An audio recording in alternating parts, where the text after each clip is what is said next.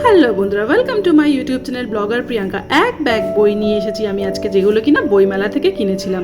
90 টাকা করে 3টে বই নিয়েছিলাম বাচ্চাদের জন্য, যেখানে বিবেকানন্দ, সুভাষ বোস, মাস্টারদা সূর্য সেনের কাহিনী রয়েছে।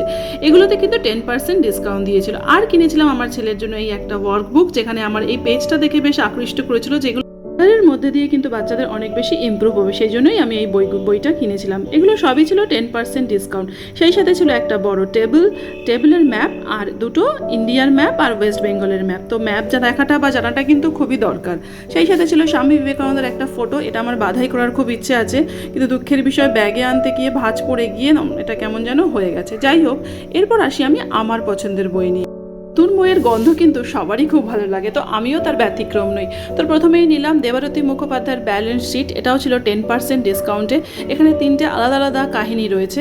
মহিলাদেরকে কেন্দ্র করে যে কোনো বই আমাকে ভীষণভাবে আকৃষ্ট করে, সেই জন্যই আমি নিয়ে নিয়েছিলাম এই বইটা। রয়েছে শহীদ-ই আজম হিন্দি বই, হিন্দি ভাষায় বই পড়তেও আমার বেশ ভালো লাগে। রয়েছে বিদ্যাসাগর মহাশয়ের একটা বই, মাত্র 40 টাকা করে এই দুটো বই নিয়েছিলাম। 40 80 টাকা।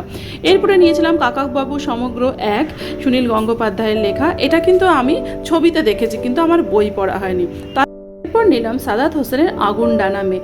বাংলাদেশের স্টল থেকে কিন্তু সাদাত হোসেনের লেখা বই আমি কিন্তু প্রত্যেক বছরই কিনি। তো বইটা উল্টাতে কি দেখলাম, হঠাৎ করে দেখলাম একটা চিঠি, সাদাত হোসেনের নিজের হাতে লেখা এই চিঠি। তো এই গেল আমার বইয়ের সমগ্র এবছরের। তো আমি প্রথমে বইগুলো পেয়ে কি করি, প্রতি বছরই তার প্রথম পাতায় বইমেলা আর সালটা লিখে রাখি। এটা আমার একটা ছোটোবেলাকার।